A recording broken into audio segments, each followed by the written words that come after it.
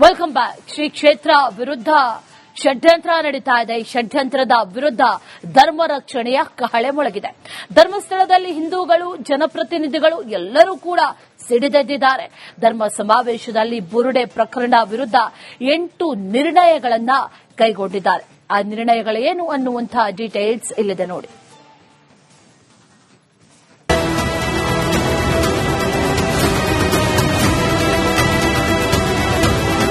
ಸಿಡಿದೆದ್ದ ಹಿಂದೂಗಳು, ಎತ್ತ ನೋಡಿದ್ರು ಜನಸಾಗರ. ಮಂಜುನಾಥನ ಸನ್ನಿಧಿಯಲ್ಲಿ ಭಕ್ತ ಸುನಾಮಿ. ಧರ್ಮ ವಿರೋಧಿಗಳ ವಿರುದ್ಧ ರಣಕಹಳೆ.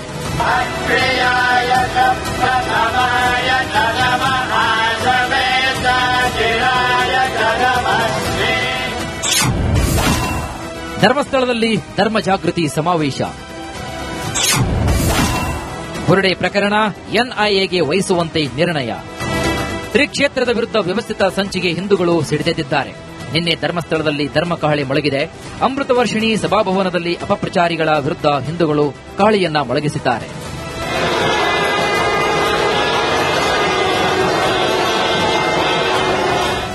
ದಕ್ಷಿಣ ಕನ್ನಡ, ಉಡುಪಿ ಹಾಗೂ ಕಾಸರಗೋಡು ಜಿಲ್ಲೆಯ ಧಾರ್ಮಿಕ ಕ್ಷೇತ್ರದ ಪ್ರತಿನಿಧಿಗಳು ಧರ್ಮಸ್ಥಳದ ಬೆನ್ನಿಗೆ ನಿಂತಿದ್ದಾರೆ. ಅಷ್ಟೇ ಅಲ್ಲದೆ ದೇವಸ್ಥಾನ, ದೈವಸ್ಥಾನ ಮತ್ತು ಬಸದಿಗಳ ಆಡಳಿತ ಮೊಕ್ತೇಸರರು, ಪದಾಧಿಕಾರಿಗಳು ಹಾಗೂ ಆಡಳಿತ ಮಂಡಳಿಯ ಸರ್ವ ಸದಸ್ಯರು ನಿನ್ನೆ ಶ್ರೀ ಕ್ಷೇತ್ರದಲ್ಲಿ ಧರ್ಮ ಸಮಾವೇಶವನ್ನು ನಡೆಸಿದ್ದಾರೆ. ಷಡ್ಯಂತ್ರದ ಪ್ರಕರಣವನ್ನ ಎನ್ಐಎಗೆ ವಹಿಸುವಂತೆ ಸೇರಿ 8 ನಿರ್ಣಯಗಳನ್ನು ಕೈಗೊಂಡಿದ್ದಾರೆ. ಧರ್ಮ ಸಮಾವೇಶದಲ್ಲಿ 8 ನಿರ್ಣಯ. ಷಡ್ಯಂತ್ರ ಪ್ರಕರಣವನ್ನ ಎನ್ಐಎಗೆ ವಹಿಸಬೇಕು. ಯೂಟ್ಯೂಬರ್ಸ್ ವಿರುದ್ಧ ಕ್ರಮ ಕೈಗೊಳ್ಳಬೇಕು.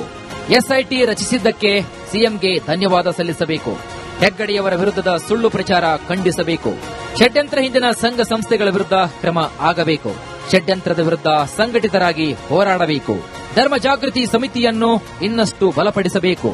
ಹೆಗ್ಗಡೆಯವರ ಜೊತೆಗೆ ನಿಂತು ಧರ್ಮ ಸಂರಕ್ಷಣೆ ಮಾಡಬೇಕು.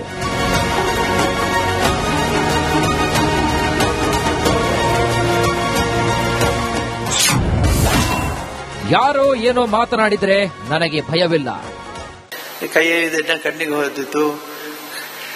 ಕಡಿಯುವ ಶಬ್ದ ಕೇಳಲಿಕ್ಕಿಲ್ಲ, ಬೀಳುವ ಶಬ್ದ ಕೇಳಿದ್ದು. ಇವತ್ತು ಎಳ್ಳಿನಷ್ಟಿದ್ದು ಕುಮಳ ಎನ್ನುವುದಾದಿದ್ದನ್ನು ಕುಮಳದಾದ ಕುರಿದು ಹೋಗುವ ಕಡೆ ಅಂತ ಹೇಳಿದೆ.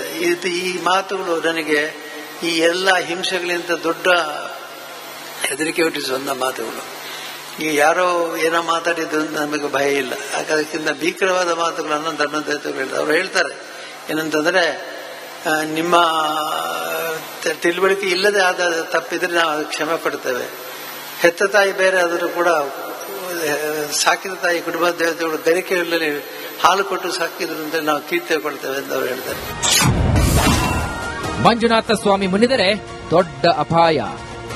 ಇದಕ್ಕಿಂತ ಹೆಚ್ಚು ಸ್ವಾಮಿ ಮುನಿದರೆ ಅವರು ಅದು ಬಹಳ ದೊಡ್ಡ ಆಪತ್ತು ಅಂತ ನಾನು ತಿಳ್ಕೊಂಡವನು. ಅದೇ ರೀತಿಯಲ್ಲಿ ಆಪತ್ತಿಗಿಂತ ಹೆಚ್ಚು ಅವ್ರು ಹೇಳ್ತಾರೆ, ಸಮಾಧಾನ ಮಾಡ್ತಾರೆ. ಆಮೇಲೆ ಹೆತ್ತ ತಾಯಿ ಬೇರೆ ಆದರೂ ಕೂಡ ಪೆದ್ದಿಯಪ್ಪ ಬೇಡ ಸಂಖ್ಯಪ್ಪ ಕುಟುಂಬಗಳು ಕದಿಕಿಡ ಪೇರು ಕುರಿತು ಸಾಕೋನಿಗೆ ಕೀರ್ತಿ ಕಟ್ಟುವ ಪೇರುಗಡೆ ಅಂತ.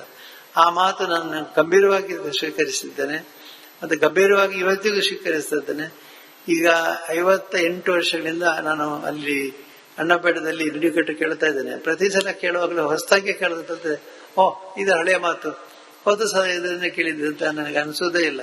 ಪ್ರತಿ ಬಾರಿ ಅದನ್ನು ಹೇಳುವಾಗ ಕೂಡ ಹೊಸ ಮಾತೆ, ಹೊಸ ನುಡಿಗಟ್ಟೆ, ಹೊಸ ರೀತಿಯಲ್ಲಿ ಅದು ಇತ್ತು. ಅಪಪ್ರಚಾರಿಗಳ ವಿರುದ್ಧ ಧರ್ಮಾಧಿಕಾರಿ ವೀರೇಂದ್ರ ಹೆಗ್ಗಡೆ ಎಚ್ಚರಿಕೆ ಸಂದೇಶ ಸಾರಿದ್ದಾರೆ. ಶ್ರೀ ಕ್ಷೇತ್ರದ ವಿರುದ್ಧ ಷಡ್ಯಂತ್ರ ರೂಪಿಸಿದ ಧರ್ಮ ವಿರೋಧಿಗಳಿಗೆ ಅಣ್ಣಪ್ಪ ಸ್ವಾಮಿ, ಮಂಜುನಾಥ ಸ್ವಾಮಿ ಶಿಕ್ಷೆ ತಪ್ಪಿದ್ದಲ್ಲ. Bureau report, republic Kannada. Welcome back. Shri ಕ್ಷೇತ್ರ ವಿರುದ್ಧ ಷಡ್ಯಂತ್ರ ನಡೀತಾ ಇದೆ. ಈ ಷಡ್ಯಂತ್ರದ ವಿರುದ್ಧ ಧರ್ಮ ರಕ್ಷಣೆಯ ಕಹಳೆ ಮೊಳಗಿದೆ. ಧರ್ಮಸ್ಥಳದಲ್ಲಿ ಹಿಂದೂಗಳು, ಜನಪ್ರತಿನಿಧಿಗಳು ಎಲ್ಲರೂ ಕೂಡ ಸಿಡಿದೆದ್ದಿದ್ದಾರೆ. ಧರ್ಮ ಸಮಾವೇಶದಲ್ಲಿ ಬುರುಡೆ ಪ್ರಕರಣ ವಿರುದ್ಧ 8 ನಿರ್ಣಯಗಳನ್ನ ಕೈಗೊಂಡಿದ್ದಾರೆ. ಆ ನಿರ್ಣಯಗಳೇನು ಅನ್ನುವಂತಹ ಡೀಟೇಲ್ಸ್ ಇಲ್ಲಿದೆ ನೋಡಿ.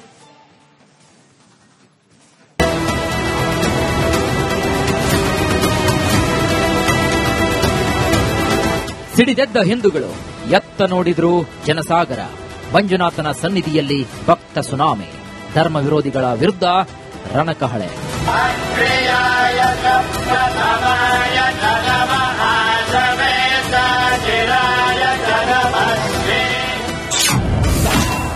ಧರ್ಮಸ್ಥಳದಲ್ಲಿ ಧರ್ಮ ಜಾಗೃತಿ ಸಮಾವೇಶ. ಬುರುಡೆ ಪ್ರಕರಣ ಎನ್ಐಎಗೆ ವಹಿಸುವಂತೆ ನಿರ್ಣಯ. ಶ್ರೀ ಕ್ಷೇತ್ರದ ವಿರುದ್ಧ ವ್ಯವಸ್ಥಿತ ಸಂಚಿಗೆ ಹಿಂದೂಗಳು ಸಿಡಿದೆದ್ದಿದ್ದಾರೆ. ನಿನ್ನೆ ಧರ್ಮಸ್ಥಳದಲ್ಲಿ ಧರ್ಮ ಕಹಳೆ ಮೊಳಗಿದೆ. ಅಮೃತ ವರ್ಷಿಣಿ ಸಭಾಭವನದಲ್ಲಿ ಅಪಪ್ರಚಾರಿಗಳ ವಿರುದ್ಧ ಹಿಂದೂಗಳು ಕಹಳೆಯನ್ನ ಮೊಳಗಿಸಿದ್ದಾರೆ.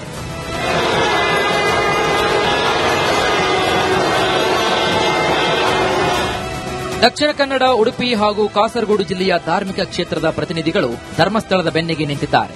ಅಷ್ಟೇ ಅಲ್ಲದೆ ದೈವಸ್ಥಾನ ಮತ್ತು ಬಸದಿಗಳ ಆಡಳಿತ ಮೊಕ್ತೇಸರರು, ಪದಾಧಿಕಾರಿಗಳು ಹಾಗೂ ಆಡಳಿತ ಮಂಡಳಿಯ ಸರ್ವ ಸದಸ್ಯರು ನಿನ್ನೆ ಶ್ರೀ ಕ್ಷೇತ್ರದಲ್ಲಿ ಧರ್ಮ ಸಮಾವೇಶವನ್ನು ನಡೆಸಿದ್ದಾರೆ. ಷಡ್ಯಂತ್ರದ ಪ್ರಕರಣವನ್ನ ಎನ್ಐಎಗೆ ವಹಿಸುವಂತೆ ಸೇರಿ 8 ನಿರ್ಣಯಗಳನ್ನು ಕೈಗೊಂಡಿದ್ದಾರೆ. ಧರ್ಮ ಸಮಾವೇಶದಲ್ಲಿ 8 ನಿರ್ಣಯ. ಷಡ್ಯಂತ್ರ ಪ್ರಕರಣವನ್ನ ಎನ್ಐಎಗೆ ವಹಿಸಬೇಕು. ಯೂಟ್ಯೂಬರ್ಸ್ ವಿರುದ್ಧ ಕ್ರಮ ಕೈಗೊಳ್ಳಬೇಕು. ಎಸ್ಐಟಿ ರಚಿಸಿದ್ದಕ್ಕೆ ಸಿಎಂಗೆ ಧನ್ಯವಾದ ಸಲ್ಲಿಸಬೇಕು. ಹೆಗ್ಗಡೆಯವರ ವಿರುದ್ಧದ ಸುಳ್ಳು ಪ್ರಚಾರ ಖಂಡಿಸಬೇಕು. ಷಡ್ಯಂತ್ರ ಹಿಂದಿನ ಸಂಘ ಸಂಸ್ಥೆಗಳ ವಿರುದ್ಧ ಕ್ರಮ ಆಗಬೇಕು. ಷಡ್ಯಂತ್ರದ ವಿರುದ್ಧ ಸಂಘಟಿತರಾಗಿ ಹೋರಾಡಬೇಕು. ಧರ್ಮ ಜಾಗೃತಿ ಸಮಿತಿಯನ್ನು ಇನ್ನಷ್ಟು ಬಲಪಡಿಸಬೇಕು. ಹೆಗ್ಗಡೆಯವರ ಜೊತೆಗೆ ನಿಂತು ಧರ್ಮ ಸಂರಕ್ಷಣೆ ಮಾಡಬೇಕು.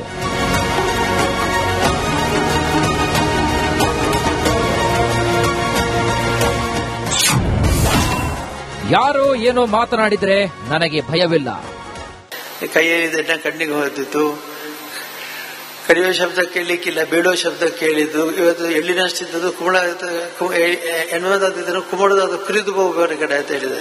ಈ ಮಾತುಗಳು ನನಗೆ ಈ ಎಲ್ಲ ಹಿಂಸೆಗಳಿಂದ ದೊಡ್ಡ ಹೆದರಿಕೆ ಹುಟ್ಟಿಸುವಂತ ಮಾತುಗಳು.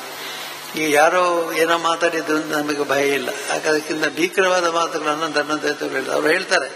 ಏನಂತಂದ್ರೆ, ನಿಮ್ಮ ತಿಳುವಳಿಕೆ ಇಲ್ಲದೆ ಆದ ತಪ್ಪಿದ್ರೆ ನಾವು ಅದಕ್ಕೆ ಕ್ಷಮೆ ಪಡ್ತೇವೆ. ಹೆತ್ತ ತಾಯಿ ಬೇರೆ ಆದರೂ ಕೂಡ ಸಾಕಿದ ತಾಯಿ ಕುಟುಂಬ ದೇವತೆಗಳು ಬೆರಕೆ ಇಲ್ಲದೆ ಹಾಲು ಕೊಟ್ಟು ಸಾಕಿದ್ರಿಂದ ನಾವು ಕೀರ್ತಿ ಕೊಡ್ತೇವೆ ಅಂತ ಅವರು ಹೇಳ್ತಾರೆ. ಮಂಜುನಾಥ ಸ್ವಾಮಿ ಮುನ್ನಿದರೆ ದೊಡ್ಡ ಅಪಾಯ.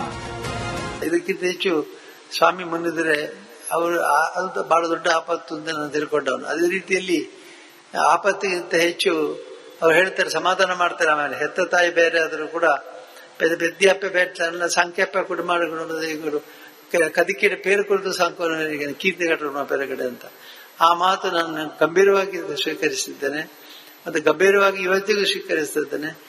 ಈಗ 58 ವರ್ಷಗಳಿಂದ ನಾನು ಅಲ್ಲಿ ಅಣ್ಣಪೇಟದಲ್ಲಿ ನುಡಿಕಟ್ಟು ಕೇಳ್ತಾ ಇದ್ದೇನೆ. ಪ್ರತಿ ಸಲ ಕೇಳುವಾಗಲೂ ಹೊಸದಾಗಿ ಕೇಳಿದ್ರೆ ಇದು ಹಳೆಯ ಮಾತು, ಹೋದ ಸಲ ಇದನ್ನೇ ಕೇಳಿದ್ದೆ ಅಂತ ನನಗೆ ಅನಿಸೋದೇ ಇಲ್ಲ.